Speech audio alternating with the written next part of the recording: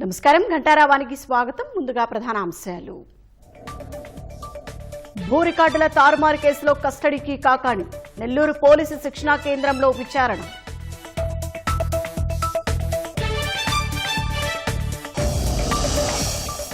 సామర్లకోటలో తల్లి ఇద్దరు కుమార్తెల దారుణ హత్య. విచారణ చేపట్టిన పోలీసులు.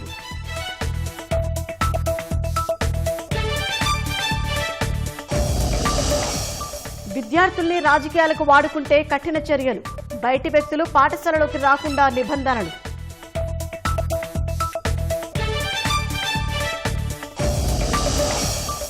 జగ్గయ్యపేట డిఫెన్స్ క్లస్టర్లో పరిశ్రమల ఏర్పాటుకు అడుగులు. 2 సార్లు పర్యటించిన బ్రహ్మోస్ క్షిపణుల తయారీ సంస్థ ప్రతినిధులు.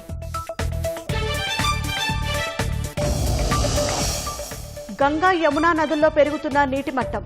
ప్రయాగ్రాజ్ పరిసర ప్రాంతాలను ముంచెత్తిన వరద.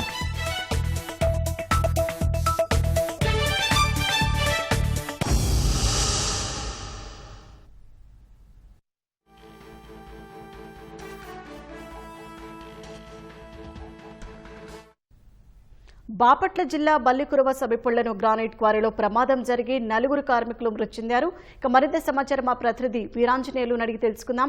వీరాంజనేయులు, గ్రానైట్ క్వారీలో ప్రమాదానికి సంబంధించిన వివరాలేంటి?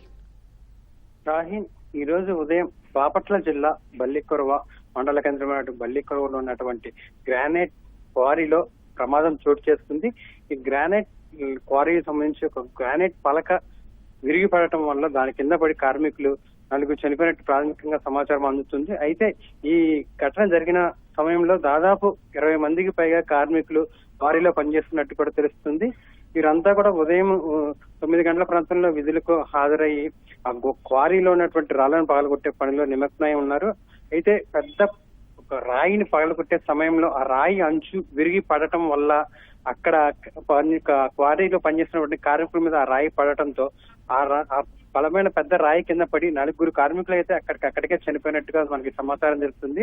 అయితే మరికొంతమంది కూడా ఈ రాళ్ల కింద పడి తీవ్రంగా గాయాలు పాలైనట్టు కూడా అక్కడ స్థానికులు చెప్తున్నారు. అయితే వీరు గాయపడిన వారిని అయితే స్థానికంగా ఉన్నటువంటి అద్దంకి, అదేవిధంగా ఒంగోలు ప్రభుత్వ ఆసుపత్రికి అయితే తరలిస్తున్నారు. అదేవిధంగా గ్రానైట్ రాళ్ల కింద ఎవరైతే పడ్డారో కార్మికులు వాళ్ళందరినీ కూడా వెలికి తీసే ప్రయత్నం కూడా చేస్తున్నారు. ఏది ఏమైనప్పటికీ తగు జాగ్రత్తలు తీసుకోకపోవటం వల్లనే రక్షణ కొన్ని గ్రానైట్ క్వారీలో పనిచేసేటప్పుడు తలకి హెల్మెట్, అదేవిధంగా కొన్ని రక్షణ చర్యలు తీసుకొని కార్మికులు విధులు నిర్వహిస్తూ ఉంటారు. ఆ విధమైన నిర్వహణలో కొంత లోపం తలెత్తడం వల్ల, అదేవిధంగా ఆ రాయి పగలగొట్టే క్రమంలో కొంచెం అలసత్వం చూపడం వల్ల కూడా ఆ గ్రానైట్ క్వారీ రాయి అనేది ఇరిగి పడటం జరిగిందని కూడా అక్కడ స్థానికులు అదేవిధంగా కార్మికులు అయితే చెప్తున్నారు.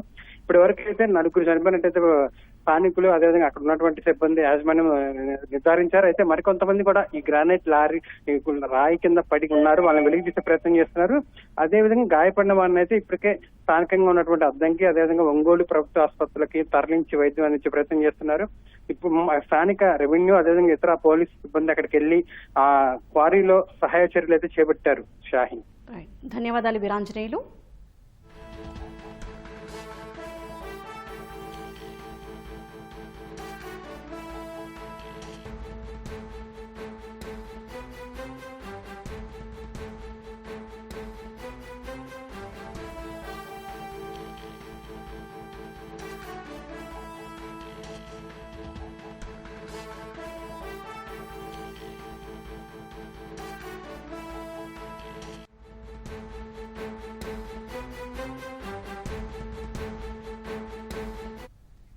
బాపట్ల జిల్లాలో విషాదం నెలకొంది. బల్లికురవ సమీపంలోని ఓ గ్రానైట్ క్వారీలో ప్రమాదం జరిగి 4 మృతి చెందారు. గ్రానైట్ క్వారీ అంచు విరిగిపడి ఈ ప్రమాదం జరిగింది. ప్రమాద సమయంలో క్వారీలో పనిచేస్తున్న 16 మంది కార్మికులు ఉన్నారు.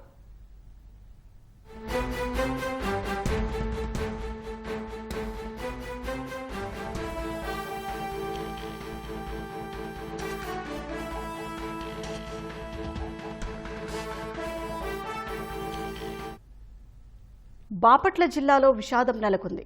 బల్లికురవ సమీపంలోని ఓ గ్రానైట్ క్వారీలో ప్రమాదం జరిగి 4 మృతి చెందారు. గ్రానైట్ క్వారీ అంచు విరిగిపడి ఈ ప్రమాదం జరిగినట్లు తెలుస్తోంది. ప్రమాద సమయంలో క్వారీలో 16 మంది కార్మికులు పనిచేస్తున్నారు.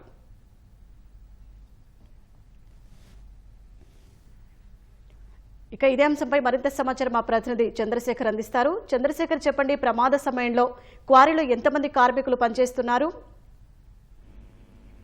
షాహీన్, బాపట్ల జిల్లా బల్లికుర్వ సమీపంలోని ఒక గ్రానైట్ క్వారీలో జరిగినటువంటి ప్రమాదంలో కూలీలు ఇరుక్కున్నారు. ఇప్పటి వరకు ముగ్గురి మృతదేహాలను వెలికి తీశారు. మరో ముగ్గురు కూడా ఈ ఘటనలో చనిపోయారని చెప్పేసి కూడా అక్కడ పనిచేస్తున్న కూలీలు చెప్తున్నారు. మొత్తం ఆ ఘటన జరిగిన సమయంలో 16 నుంచి 20 మంది వరకు కూలీలు అక్కడ క్వారీలో పనిచేస్తూ ఉన్నారు. ఒకసారిగా అంటే ఆ తవ్వకాలనేవి, క్వారీ తవ్వకాలనేవి చాలా జాగ్రత్తగా జరపాల్సి ఉంటుంది. వాటిని గిల్టన్ స్టిక్ తో పేల్చడంతో పాటుగా ఒక క్రమ పద్ధతిలో వాటిని తవ్వుకుంటూ రావాల్సి వస్తుంది. అయితే ఆ విలువైనటువంటి గ్రానైట్ రాళ్ళు దొరుకుతాయనేటువంటి కారణంతో వాటిని క్రమ పద్ధతిలో కాకుండా ఆ మంచి రాయి ఉన్న చోట మాత్రమే తవ్వుతూ పోతే ఇంకా ఇలాంటి ప్రమాదాలు జరిగేటువంటి అవకాశం ఉంటుంది. ఇప్పుడు కూడా అలాంటి కారణంతో ఈ ప్రమాదం జరిగి ఉంటుందని చెప్పేసి స్థానికులు భావిస్తున్నారు. ప్రమాదం జరిగిన వెంటనే ఆ స్థానికులు అందరూ కూడా సహాయ చర్యలు చేపట్టారు. పోలీసులు కూడా బల్లికుర్వ పోలీసులతో పాటుగా సమీప పోలీస్ స్టేషన్ నుంచి కూడా పోలీసులు ఘటనాస్థలికి చేరుకున్నారు. ఎవరైతే క్షతగాతులు ఉన్నారో వారిని బయటికి తీసి ఆసుపత్రికి తరలించేందుకైతే సమీపంలో ఉన్నటువంటి చిలుకూరుపేట ఆసుపత్రి తరలించేందుకైతే వాళ్ళు చర్యలు చేపట్టారు. ఈ ఘటనకు సంబంధించి అయితే ఎంతమంది చిక్కుకున్నారని కొంత స్పష్టత తెలియదు. 16 మంది ఉన్నారని, కొంతమంది 20 మంది వరకు ఉన్నారని చెప్పేసి మరొక వాదన అయితే వినిపిస్తోంది. ప్రస్తుతం అయితే ముగ్గురి మృతదేహాలు అయితే ఇప్పటివరకు కూడా బయటికి వెలికి తీశారు. మరో ముగ్గురు కూడా చనిపోయారని అయితే చెప్తున్నారు. దానిపైన కొంత అధికారికంగా సమాచారం రావాల్సి ఉంది. ఈ మృతుల సంఖ్య కూడా మరింతగా పెరిగేటువంటి అవకాశం అయితే కనిపిస్తోంది. ప్రమాదం జరిగినటువంటి తీరు కావచ్చు, అక్కడ శిథిలాలు అవన్నీ కూడా చాలా భయానకంగా ఉండడంతో ఆ మృతుల సంఖ్య పెరుగుతుందని చెప్పేసి కూడా భావిస్తూ ఉన్నారు. దీనికి సంబంధించి పోలీసులు అయితే సహాయ చర్యలు చేపట్టారు. అలాగే స్థానికంగా ఉన్న రెవెన్యూ అధికారులు కావచ్చు, వీళ్ళందరూ కూడా ఘటనాస్థలికి బయలుదేరారు. ఈ సహాయ చర్యలు అయితే కొనసాగుతూనే ఉన్నాయి. మరొక గంట గడిస్తే గానీ ఆ శిథిలాలు కొంత తొలగిస్తే గానీ వాస్తవంగా ఆ ప్రమాద తీవ్రత కావచ్చు, ఎంతమంది చనిపోయారు, ఎంతమంది గాయపడ్డారు అనే విషయమైన స్పష్టత వస్తుంది. షాహీన్, ధన్యవాదాలు చంద్రశేఖర్.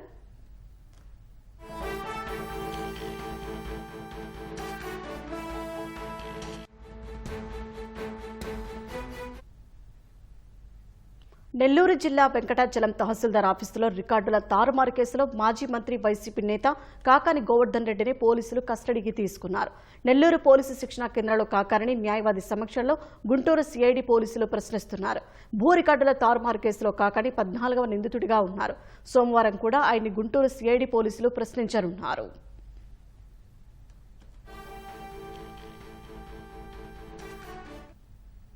శ్రీశైలం జలాశయానికి వరద ప్రవాహం మరింత తగ్గింది. దీంతో ఒక గేటు ద్వారానే నీటిని విడుదల చేస్తున్నారు. జూరాల, సుంకేసుల ప్రాజెక్టుల నుంచి శ్రీశైలానికి 1,75,000 క్యూసెక్కులు చేరుతోంది. శ్రీశైలం నుంచి 1,12,733 క్యూసెక్కులు దిగువకు వదులుతున్నారు. ఒక స్పిల్వే గేటు ద్వారా 26,882 క్యూసెక్కులు, పోతిరెడ్డిపాడు హెడ్ రెగ్యులేటర్ నుంచి 20,000, ఎడమగట్టు విద్యుత్ కేంద్రం నుంచి 35,000, కుడిగట్టు విద్యుత్ కేంద్రం నుంచి 30,000 క్యూసెక్కులు విడుదల చేస్తున్నారు. శ్రీశైలం పూర్తిస్థాయి నీటి మట్టం 885 అడుగులు కాగా ప్రస్తుతం 882.40 అడుగులకు చేరింది. ప్రాజెక్టు పూర్తిస్థాయి నీటి నిల్వ సామర్థ్యం 215.80 టీఎంసీలు కాగా ప్రస్తుతం 201.12 టీఎంసీలుగా కొనసాగుతోంది.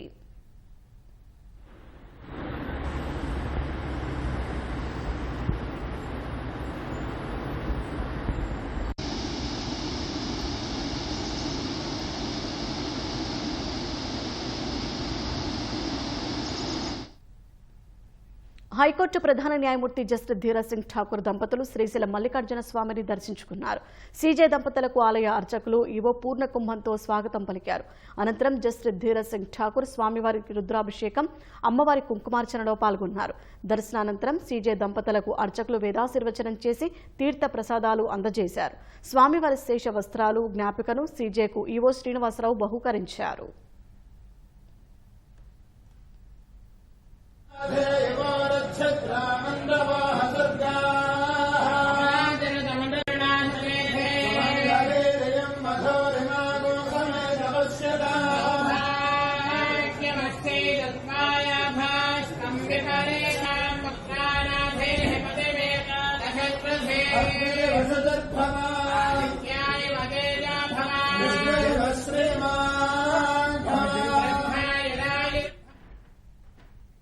ఆసియా కప్లో భారత్ పాకిస్తాన్ మధ్య దుబాయ్ వేదికగా మ్యాచ్ జరపాలన్న నిర్ణయంపై శివసేన ఉద్ధవ్ వర్గం ఎంపీ ప్రియాంక చతుర్వేది మండిపడ్డారు. సైనికులు, పౌరుల ప్రాణాల కంటే బీసీసీఐకి డబ్బే ముఖ్యమైపోయిందని దుయ్యబట్టారు. ఈ మేరకు ఎక్స్లో ఆమె విమర్శలు గుప్పించారు. ఆసియా కప్లో సెప్టెంబర్ 14న భారత్ పాక్ మ్యాచ్ జరగనుంది. మళ్లీ సూపర్ 4 ఫైనల్స్లోనూ 2 జట్లు తలపడే అవకాశం ఉంది. ఈ నేపథ్యంలో బీసీసీఐ సంపాదించాలనుకుంటున్నది రక్తపు సొమ్ము మాత్రమే కాదు, వినాశకరమైన డబ్బు అని ప్రియాంక చతుర్వేది ఆరోపించారు. జమ్మూ కశ్మీర్లో పహల్గాం దాడి తర్వాత ఉగ్రవాదాన్ని పోషిస్తున్న పాకిస్తాన్తో ఉన్న పలు ఒప్పందాల నుంచి భారత్ వైదొలిగింది. సింధు జలాల ఒప్పందాన్ని నిలిపివేసింది. ఇటీవల వరల్డ్ ఛాంపియన్షిప్ లెజెండ్స్ టోర్నీలోనూ పాక్ ఛాంపియన్స్తో ఆడేందుకు భారత ఆటగాళ్లు నిరాకరించడంతో మ్యాచ్ రద్దయింది. ఇలాంటి పరిస్థితుల్లో ఆసియా కప్లో భారత్ పాక్ మ్యాచ్ నిర్వహణకు బీసీసీఐ అంగీకరించడం వివాదాస్పదమైంది. జమ్మూ కశ్మీర్ కుల్గాం జిల్లాలో 3వ రోజు ఆపరేషన్ అఖల్ కొనసాగుతోంది. దేవ్సర్ కుల్గాంలో 2 రోజులుగా ముష్కరుల కోసం వేట కొనసాగిస్తున్న భద్రతా బలగాలు ఇప్పటి వరకు 4గురిని మట్టుపెట్టాయి. మరో 6గురు ఆ ప్రాంతంలో ఉన్నట్లు భావిస్తున్నాయి. శనివారం ఉదయం నుంచి రాత్రి వరకు జరిగిన ఎదురుకాల్పులు చీకటి కారణంగా నిలిచిపోయాయి. 2 రోజులుగా అఖల్ అటవీ ప్రాంతాన్ని అష్టదిగ్బంధనం చేసిన సాయుధ బలగాలు 3వ రోజైన ఆదివారం ఉదయం మళ్లీ వేట మొదలుపెట్టాయి. పేలుళ్లు, కాల్పుల మోతతో దేవ్సర్ కుల్గాం ప్రాంతంలో మారుమవుతోంది. ఎలైట్ పారా ఫోర్సెస్ గగనతల నిఘా సాయంతో ఈ ఆపరేషన్ కొనసాగుతున్నట్లు అధికారులు తెలిపారు. 3 రోజులుగా జరుగుతున్న ఈ పోరాటంలో ఒక జవాన్ గాయపడినట్లు చెప్పారు.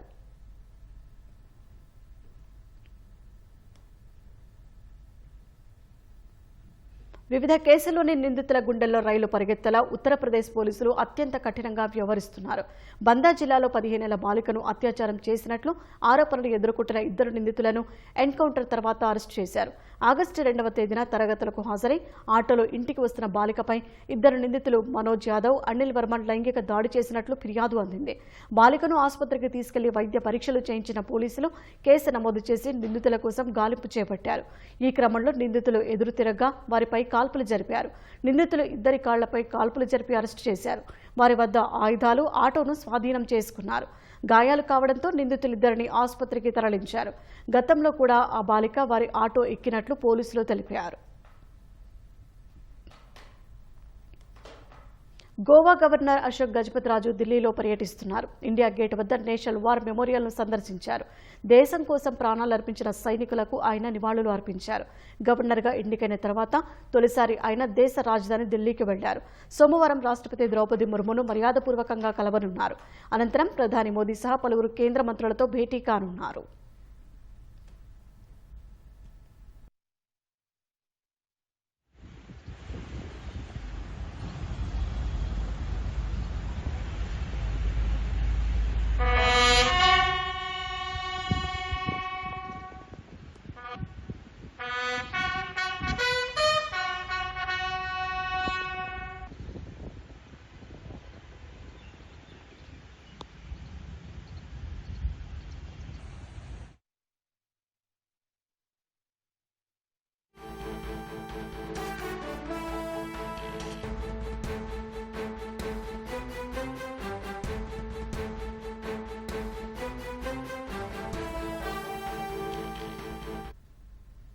వైసీపీ నేత కొడాలి నానిపై మరో కేసు నమోదైంది. చంద్రబాబును కించపరిచేలా సోషల్ మీడియాలో పోస్టులు పెట్టారన్న ఫిర్యాదుతో వివిధ సెక్షన్ల కింద కేసు నమోదు చేశారు. ఇక మరింత సమాచారం మా ప్రతినిధి శ్రీనివాసరావును అడిగి తెలుసుకుందాం. శ్రీనివాసరావు, కొడాలి నానిపై నమోదైన కేసుకు సంబంధించిన వివరాలేంటి? Thank you Shaheen. గుడివాడ మాజీ ఎమ్మెల్యే కొడాలి నానిపై ఐటీ యాక్ట్ కింద పోలీసులు కేసులు నమోదు చేశారు. సీఎం చంద్రబాబు అలాగే ఆయన కుటుంబ సభ్యుల మీద అసభ్యకర వ్యాఖ్యలు చేయడంతో పాటు ఆయన్ను ఫ్యామిలీని కించపరిచేలా సోషల్ మీడియాలో పోస్టులు పెట్టారంటూ 2024లో విశాఖ 3 టౌన్ పోలీసులకు విశాఖకు చెందిన అంజనా ప్రియ అనే మహిళ ఫిర్యాదు చేసింది. దీని మీద పోలీసులు దర్యాప్తు చేపట్టారు. ఈ మేరకు ఐటీ యాక్ట్ కింద కొడాలి నాని మీద 353 అలాగే 352, 351, 196 తదితర సెక్షన్ల కింద కొడాలి నాని మీద ఐటీ యాక్ట్ కింద పోలీసులు కేసులు నమోదు చేయడం జరిగింది. ఈ రోజు కృష్ణా జిల్లా గుడివాడ నియోజకవర్గంలో ఉన్న కొడాలి నాని స్వగృహానికి విశాఖ 3 టౌన్ పోలీసులు కొడాలి నాని ఇంటికి వెళ్లి 41 సిఆర్సీ కింద నోటీసులు జారీ చేశారు. ధన్యవాదాలు శ్రీనివాసరావు.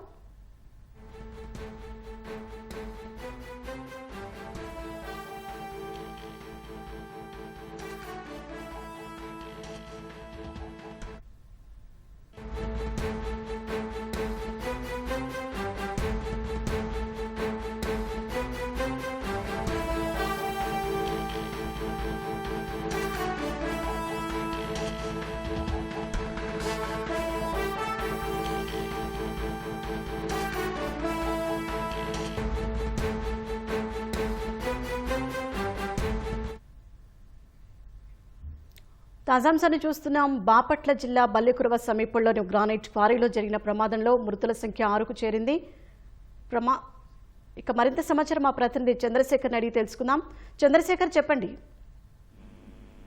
షాహీన్, బాపట్ల జిల్లా బల్లికురవ సమీపంలోని గ్రానైట్ ఫ్యాక్టరీలో జరిగినటువంటి ప్రమాదంలో 6 కూలీలు మరణించారు. సత్యకృష్ణ గ్రానైట్ మైన్స్ లో ఈ ప్రమాదం జరిగింది. ఆంజనేయులు అనేటువంటి వ్యక్తి దీనికి యజమానిగా ఉన్నారు. సరైనటువంటి భద్రతా చర్యలు కావచ్చు, నిబంధనల మేరకు తవ్వకాలు జరగకపోవడమే దీనికి కారణంగా ప్రాథమికంగా అయితే తెలుస్తోంది. ఆ ఘటన జరిగిన తర్వాత పోలీసులు అక్కడికి చేరుకున్నారు. అయితే మీడియాను అన్ని కూడా బయటకు రానియకుండా, వాళ్ళ మీడియాను కూడా లోపలికి వెళ్ళనీయకుండా పోలీసులు అడ్డుకున్నారు. అలాగే యాజమాన్యం సంబంధించి కూడా అక్కడ యాజమాన్యం పోలీసులు కలిపి అక్కడ ఇతర కూలీలతో కలిపి ఆ చర్యలన్నీ చేపట్టారు, సహాయ చర్యలన్నీ. ఈ సంబంధించి ఇప్పటి వరకు కూడా 4 మృతదేహాలను వెలికితీశారు. మరొక ఇద్దరికి సంబంధించినటువంటి మృతదేహాలు వెలికితీసేటువంటి కార్యక్రమం కొనసాగుతుంది. వీరందరూ కూడా ఒడిశా ప్రాంతం నుంచి ఇక్కడికి వచ్చి బతుకుతెరువు కోసం వచ్చినటువంటి కూలీలు అందరూ కూడా అక్కడి నుంచి తక్కువ ఖర్చుతో లేబర్ దొరుకుతారు కాబట్టి క్వారీ యజమానులు ఆ ప్రాంతం నుంచి ఎక్కువ మంది కూలీలను తీసుకొని వస్తూ ఉంటారు. ఈ వాళ్ళు చనిపోయినటువంటి వాళ్ళందరూ కూడా ఒడిశాకు చెందిన వారిగానే ప్రాథమికంగా గుర్తించారు. ఈ గాయపడిన వారందరికీ కూడా ఆ బల్లికురవ సమీపంలో ఉన్నటువంటి చిలుకూరుపేట, నర్సరావుపేట ఆసుపత్రులకు తరలిస్తున్నారు. దీనికి సంబంధించి పోలీసులు కావచ్చు, రెవెన్యూ అధికారులు కావచ్చు సహాయ చర్యలు అయితే పెట్టడానికి పాల్గొంటూ ఉన్నారు. దీని సరైనటువంటి భద్రతా చర్యలు కావచ్చు, నిబంధనలు ఉల్లంఘించి తవ్వకాలు జరిపినట్టుగా అయితే ప్రాథమికంగా అధికారులు, పోలీసులు భావిస్తూ ఉన్నారు. అయితే ముందుగా అయితే సహాయ చర్యలపైన అధికార యంత్రాంగం దృష్టి సారించింది. ఎందుకంటే ఆ శిథిలాలన్నీ కూడా తొలగిస్తే గానీ ఖచ్చితంగా ఎంతమంది చిక్కుకున్నారు, ఎంతమంది చనిపోయారు అనే విషయమైన ఒక స్పష్టత వస్తుంది. ఆ శిథిలాల తొలగింపు ప్రక్రియ అయితే ప్రస్తుతం కొనసాగుతూ ఉంది. దీనికి సంబంధించి జిల్లా కలెక్టర్తో పాటు ఎస్పీ కూడా ఈ ఘటన సంబంధించి ఆరా తీశారు. స్థానిక పోలీసులు కావచ్చు, రెవెన్యూ అధికారులు వారిని ఘటన స్థలికి వెళ్లాలని చెప్పి ఆదేశించారు. ఇప్పటికే పోలీసులు అయితే అక్కడికి చేరుకొని సహాయ చర్యల్లో పాల్గొంటున్నారు. ఇక రెవెన్యూ అధికారులు కూడా మరి కొద్దిసేపట్లో అక్కడికి చేరుకున్నారు. అందరూ కలిసి ప్రభుత్వ యంత్రాంగం అంతా కూడా అక్కడ సహాయ చర్యల్లో పాల్గొని ముందుగా శిథిలలో చిక్కున్న వారిని బయటకు తీసి వారి ప్రాణాలతో కాపాడేందుకైతే వారి వైపు నుంచి ప్రయత్నాలు చేస్తూ ఉన్నారు. ఇప్పటివరకు 4 మృతదేహాలు వెలికి తీశారు. మరో 2 కూడా చనిపోయి ఉంటారని చెప్పేసి కూడా భావిస్తూ ఉన్నారు. మొత్తం ఈ ఘటనలో 6 మంది వరకు చనిపోయి ఉంటారని అయితే అక్కడ పోలీసు వర్గాల నుంచి అందుతున్న సమాచారం.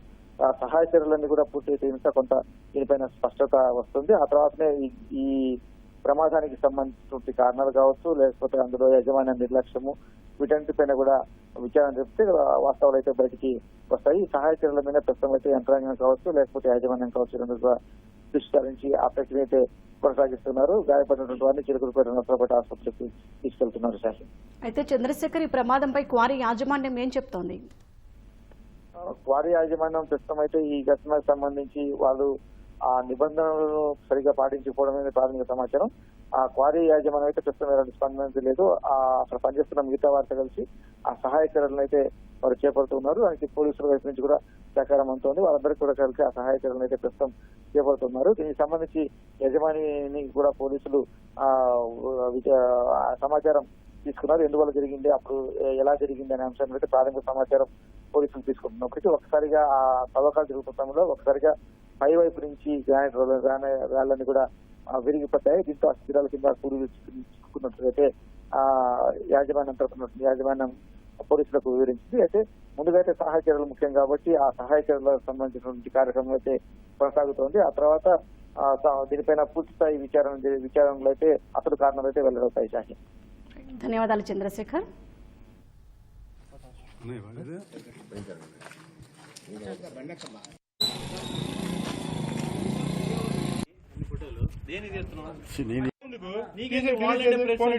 ఫోన్ తీసుకొని డిలీట్ చేయి.